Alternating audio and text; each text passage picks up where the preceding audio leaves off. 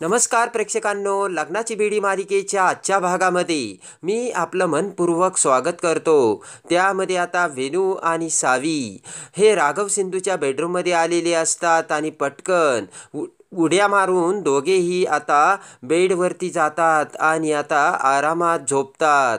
तेव्हा आता राघव सिंधू त्यांच्याकडे बघतच असतात, तर वेणू आणि सावी म्हणतात की आज आम्ही इथे झोपणार।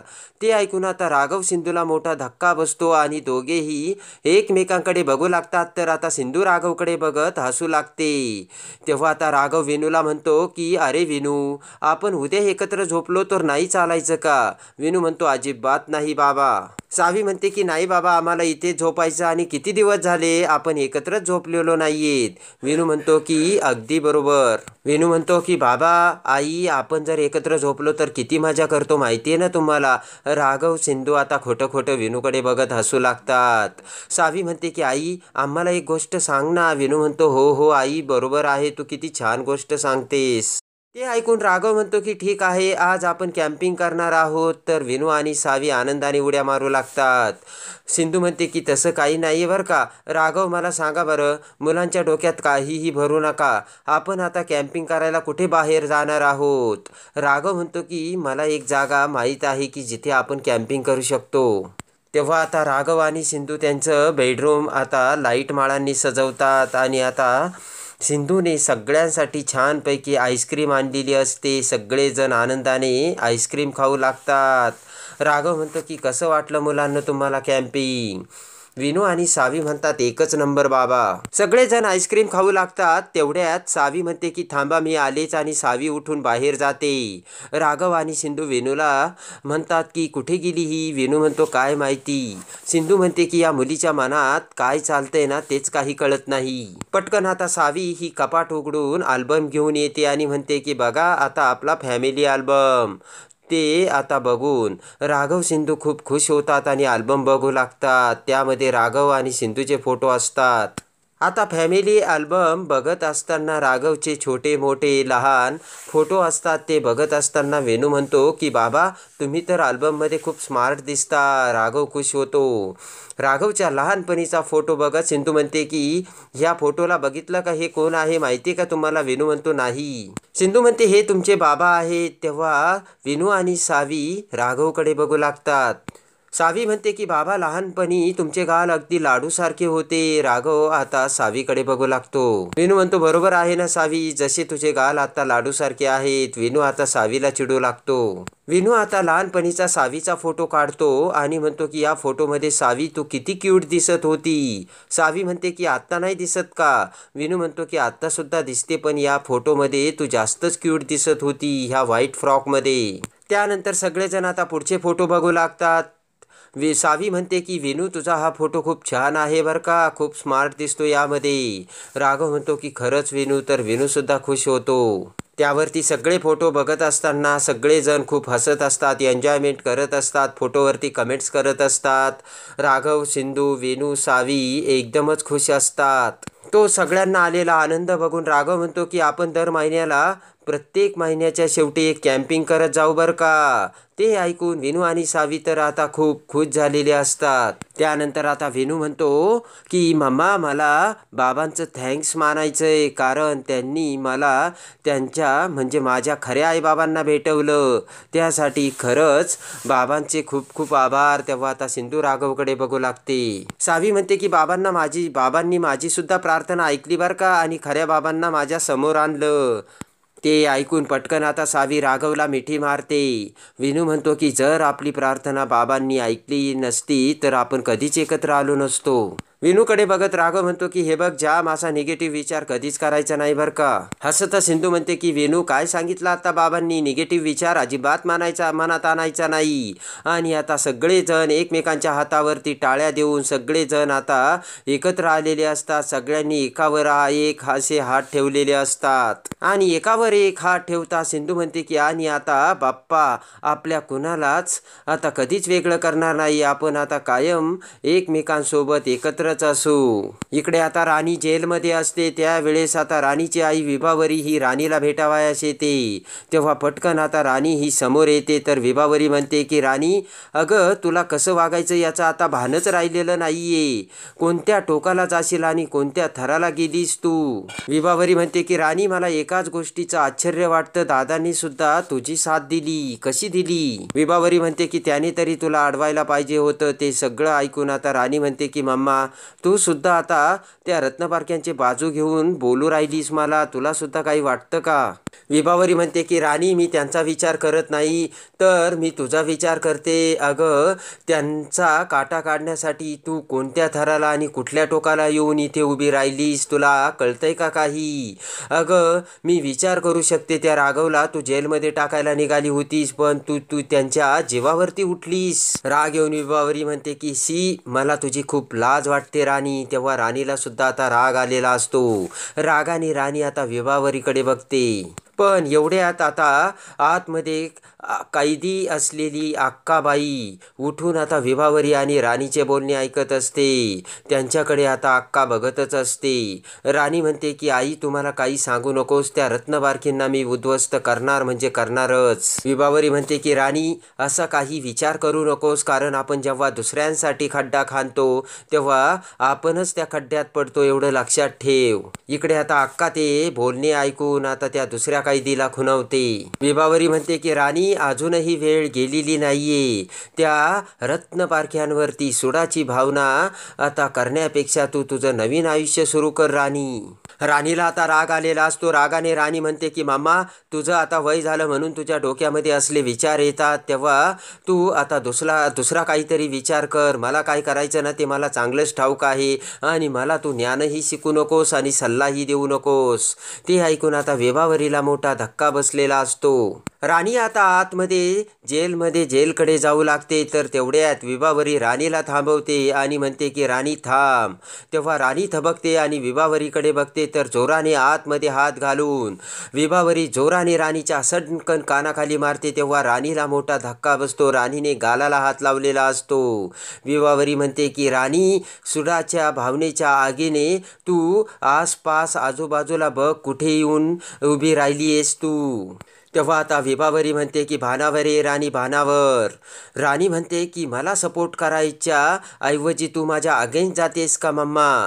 तेव्हा आता विभावरी म्हणते की आजपर्यंत तुला खरंच खूप सपोर्ट केला होता मी राणी. विभावरी म्हणते की पण राणी, आता तू सगळे लिमिट्स क्रॉस केलेत. अगं मी तुझी आई आहे. तुला असं उद्ध्वस्त होताना मी बघू शकत नाही. जेव्हा आपलं मूल चुकीच्या मार्गाने जातं तेव्हा आईला किती त्रास होतो ना हे तुला ठाऊकच नाहीये राणी. तेव्हा त्याला योग्य मार्ग दाखवणं आपल्या आईवडिलांचंच कर्तव्य असतं आणि तेच मी करते असे आता विभावरी राणीला सांगते. अक्का ते सगळे बोलणे ऐकत असते. राणी म्हणते की हो का. राणी म्हणते की ते रत्नपारखी माझ्यासोबत काय वागले हे तू विसरलीस का मम्मा. विभावरी म्हणते की अगं विसरून जा त्या रत्नपारख्यांना आणि तुझं आयुष्य नव्याने सुरुवात कर. आणि आता तरी तू नवीन सुरुवात कर आणि मूव्ह ऑन कर. तेव्हा राणी म्हणते की आता हे शक्य नाहीये मामा. तेव्हा आता विभावरी म्हणते की मग मी सुद्धा तुला काहीही सपोर्ट करणार नाही आणि मदत सुद्धा करणार नाही. मला सुद्धा तू विसरून जा.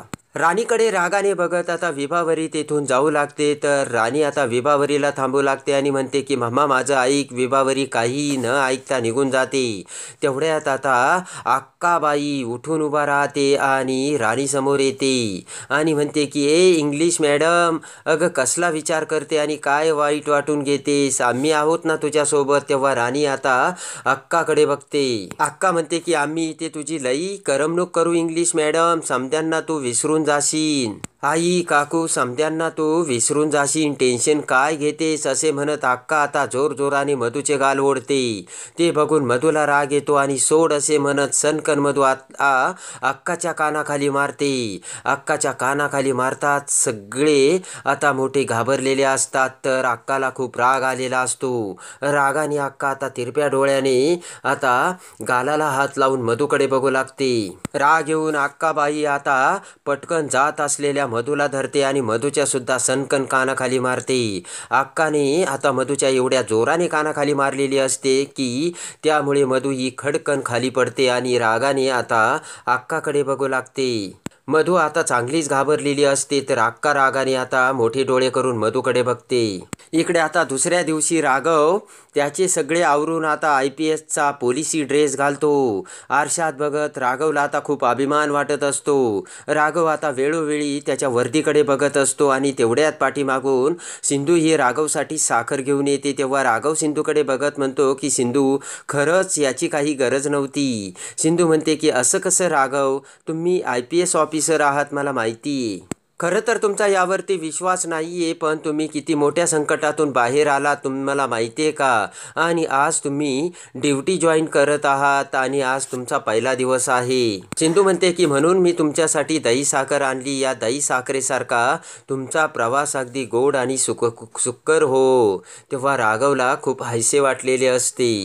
राघव म्हणतो की मला खरंच खूप बरं वाटतंय आणि आय थिंक DIG सरांनी मला फोन करून ड्युटी जॉईन करण्यासाठी सांगितलं, नाही तर मी ड्युटी जॉईन करणारच नव्हतो.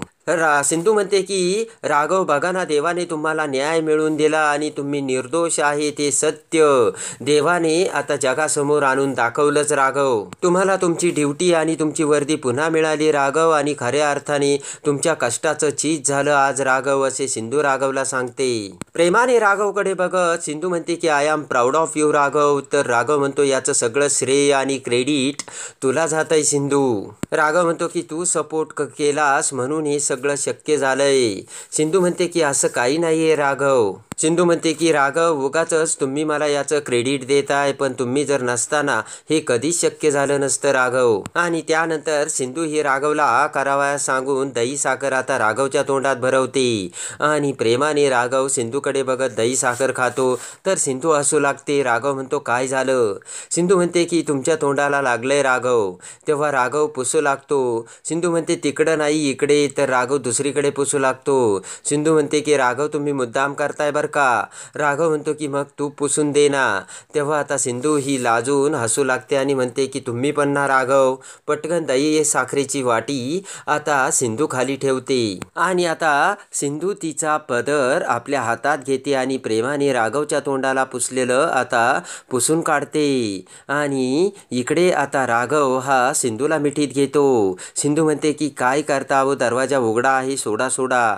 तेव्हा राघव प्रेमाने सिंधूला अजून जवळ ओढतो. तर तेवढ्यात पाठीमागून रेश्मा ही राघव आणि सिंधूच्या बेडरूममध्ये येते. दरवाजात येताच आता रेश्मा त्यांच्याकडे बघते आणि लगेच तोंडाला हात लावत म्हणते की सॉरी सॉरी मी काहीच नाही बघितलं बरं का, आणि तोंड लपवते. सिंधू म्हणते की अगं रेश्मा काहीच नाही, नको तू एवढा वाईट वाटून घेऊस. रेश्मा म्हणते की काय ग सिंधू, अगं दरवाजा नॉक करून घ्यायचा ना. दरवाजा जर तुम्ही बंद केला असता, लॉक केला असता तर तुम्हाला डिस्टर्ब झालं नसतं, असे आता रेश्मा सिंधूला सांगते. सिंधू म्हणते की काय ग रेश्मा, तुला काही हवंय का? रेश्मा म्हणते हो, मी जरा तुमची मदत घ्यायला आली होती.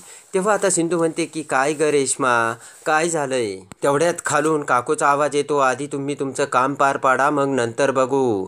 ते ऐकून आता रेश्मा म्हणते की खाली बघा काकूचं काय चाललंय.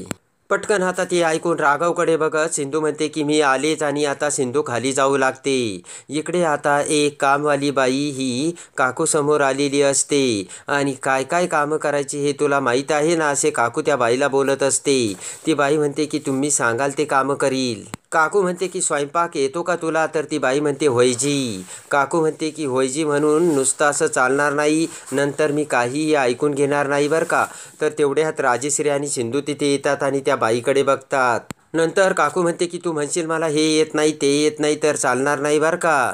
ती बाई म्हणते की नाहीजी. काकू म्हणते की काय नाहीजी होयजी चाललंय तुझं. तर तेवढ्यात रेश्मा आणि सिंधूसुद्धा तिथे आलेले असतात आणि त्या बाईकडे बघू लागतात. काकू म्हणते की हे बघ, आम्हाला स्वयंपाक चांगला लागतो बरं का. उजवीकडे डावीकडे सगळ्यांच्या ताटात आम्हाला फुल पानं असे भरून वाढलेले पाहिजेत, कळलं का तुला? तर ती बाई म्हणते होयजी. नंतर काम जास्त असतं, अशी कटकट केलेली मला अजिबात चालणार नाही बरं का, असे काकू त्या कामवाल्या बाईला म्हणत असते. ती बाई फक्त मान हलवत असते. ती बाई आता विचार करू लागते. काकू म्हणते की काय ग, काय मुग गिळून बसली अशी, पटकन उत्तर दे ना. ती बाई म्हणते की नाही नाही, आजपर्यंत मी ना खूप मोठ्या घरामध्ये काम केलं, पण मला त्याचं काहीच वाटलं नाही आणि कुणी काय बी बोललं नाही, पण आज तुमच्याकडे बघून मला जरा भ्याव वाटतंय. तर आता राजेश्री सिंधू सगळेजण त्या बाईकडे बघू लागतात. ती बाई म्हणते की मला खूप भ्याव वाटतंय आणि तुमच्या सवालाचं काय उत्तर द्यावा ना ते सुद्धा मला काही कळेनासं झालंय. तेव्हा तो बाईचा त्या चांगुलपणा बघून सिंधू हसतच म्हणते की काकू मला वाटतंय या बाईंना आपण इथे कामावर ठेवून घ्यायला काहीच हरकत नाही. ते ऐकून काकू आता सिंधूकडे बघते आणि म्हणते की माझी मस्करी करतेस का? सिंधू म्हणते की नाही काकू, म्हणजे मी बरोबर बोलली. सिंधू म्हणते की कारण जर तुम्ही एक जरी प्रश्न यांना इथून विचारला तर इथून त्या पळून जातील. सिंधू म्हणते की म्हणजे असं मला वाटतंय बरं का. काय आई मी बरोबर बोलले ना? तर राजश्री हसतच म्हणते हो हो बरोबर सिंधू. इकडे आता सिंधू त्या बाई समोर येते आणि म्हणते की काय तुम्हाला उलट उत्तर देता येतं का? ते ऐकून काकू म्हणते की सिंधू अगं कसले प्रश्न विचारतेस? सिंधूचे ते प्रश्न ऐकून आता ती बाई खरोखरच घाबरलेली असते आणि हात जोडून सिंधूला म्हणते की बाई मला माफ करा, पण मला आता इथे काम करायला नाही जमणार. आणि ती बाई जाते मी असे म्हणत जाऊ लागते. तेव्हा सिंधू म्हणते की थांब, तुला कुणी जायला सांगितलं का? तर ती बाई थबकत आता सिंधूकडे बघू लागते. सिंधू म्हणते की मी आता तुम्हाला जे काही विचारलं ना ते जर तुम्हाला जमत असेल ना तर आमच्या काकूला बरं वाटेल. बरोबर ना काकू? तर काकू म्हणते की सिंधू तू पुन्हा माझी चेष्टा करतेस बरं का. तेव्हा आता सिंधू काकूकडे येत म्हणते की सॉरी काकू, सॉरी सॉरी. सिंधू म्हणते की मला ते म्हणायचं नव्हतं पण ते मी. तर लगेचच राघव तिथे येत म्हणतो की काय झालं सिंधू? राघव म्हणतो की एनी प्रॉब्लेम सिंधू? तर सिंधू म्हणते काही नाही हो, कामासाठी नवीन बाई आल्यात. तेव्हा आता ती बाई राघवकडे बघते तर राघव त्या बाईकडे. सिंधू म्हणते की काही नाही रुक्मिणी काकू त्यांचा इंटरव्ह्यू घेत होत्या. तेव्हा राघव त्या बाईकडे बघत म्हणतो की यांचा अगोदर ID चेक करा आणि नंतर त्यांना कामावरती ठेवायचं की नाही हा निर्णय घ्या. राघव म्हणतो की बाई तुमच्याकडे काही ओळखपत्र वगैरे आहे का? ती बाई म्हणते की नाही, आता फक्त कामाची ओळख करून घ्यायला आले होते, पुढच्या वेळी येताना ओळखपत्र सुद्धा नक्की घेऊन येईल. सिंधू म्हणते की ठीक आहे जा आणि लवकर या. तर हात जोडतच ती बाई म्हणते की हो येते आणि ती बाई निघून जाते. आणि आता ती बाई जाताच इकडे राघव हा काकूकडे येत म्हणतो की काकू आणि काकूच्या पाया पडतो. त्यानंतर आता लगेचच काकू राघवला आशीर्वाद देते. यशस्वी हो राघव. तर राघव आता राजश्रीच्या पाया पडतो. आणि आता रेश्मा म्हणते की हॅपी जर्नी राघव भाऊजी. तेव्हा राघव म्हणतो की थँक्यू रेश्मा आणि सिंधू येतो बरं का मी, असे म्हणत आता राघव सुद्धा ड्युटीला जाण्यासाठी निघतो. सिंधू म्हणते की सावकाश जा आणि पोचल्यावरती कळवा बरं का. तर हसतच राघव म्हणतो हो आणि आता राघव ड्युटीला जातो. सिंधू आता राघवला सोडण्यासाठी दरवाजात येते. राघव आता पुन्हा सिंधूकडे बघतो, इकडे तिकडे बघत पुन्हा सिंधूला जवळ घेऊ लागतो. सिंधू म्हणते की आता काय चाललंय तुमचं, जा जा तुम्हाला उशीर होईल, ड्युटीला जा. आणि सिंधू आता राघवला बाहेर ढकलते. तेवढ्यात आता इकडे रेश्मा ही सिंधूचा मोबाईल घेऊन येते आणि आता सिंधूचा मोबाईल वाजत असतो. रेश्मा म्हणते की सिंधू तुझा फोन आला बघ. सिंधू म्हणते कुणाचा आहे ग? रेश्मा म्हणते की अननोन नंबर आहे. तेव्हा दे इकडे असे म्हणत आता सिंधू तो फोन कानाला लावते. तर मधूने आता सिंधूला फोन केलेला असतो. मधू म्हणते की सिंधू मी बोलते मधू. ते ऐकून आता सिंधूला मोठा धक्का बसतो. जेलमधून आता मधूने सिंधूला कॉल केलेला असतो.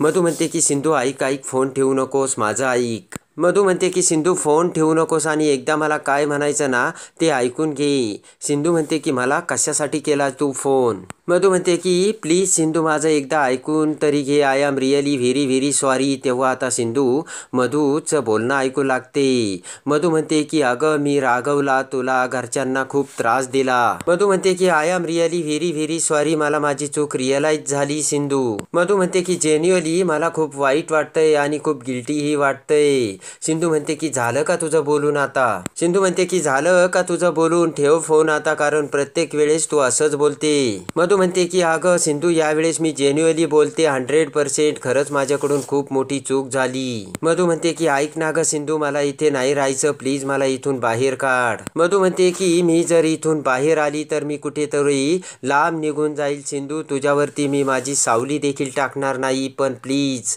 इथून मला तू बाहेर काढ. सिंधू म्हणते की एकदा मला माफ करून तू इथून मला बाहेर काढ प्लीज. आणि आता सिंधू सुद्धा विचारात पडलेली असते. तेव्हा आता सिंधू ही फोन फोन ठेवते आणि त्यानंतर आता सोफ्यावर बसून विचार करू लागते. तर काकू, राजश्री, ऋतुजा सगळेजण आता सिंधूकडे बघू लागतात. तेव्हा आता ऋतुजा म्हणते की सिंधू काय झालं ग, कसला विचार करतेस आणि एवढी का सिरियस झाली. काकू सिंधूकडे बघत म्हणते की सिंधू मगाशी तुला फोन आला होता ना. तर सिंधू म्हणते की हो, मधूचा फोन आला होता. तेव्हा ते ऐकून राजश्री काकूला मोठा धक्का बसतो. सिंधू म्हणते की तिने फोन केला आणि ती माफी मागत होती आणि प्लीज मला इथून सोडवा, मी कुठेतरी निघून जाईल असे बोलत होती. तेव्हा आता राजश्री म्हणते की ही बाई आपला पिच्छा सोडायला काही तयारच नाहीये. तेव्हा आता काकू म्हणते की सिंधू मग तू काय सांगितलं. तेव्हा आता सिंधू ही काकूकडे बघू लागते आणि आता सिंधू ही मधूला सोडवण्यासाठी तयार होईल का. तर आता मधू ही गोडी गुलाबीने सिंधूकडून सुटका घेऊन पुढे काय करणार आणि आता स्वतःची सुटका करून घेण्यासाठी आता मधूने टाकलेला डाव आता सिंधू ही कसा उधळून लावते आणि मधूच्या पापाचा अंत करून मधूचा कसा शेवट करते हे बघण्यासाठी आणि लग्नाची बेडी मालिकेच्या डेली अपडेटसाठी बेल नोटिफिकेशनवर क्लिक करून आपल्या चॅनलला लाईक करा, सबस्क्राईब करा.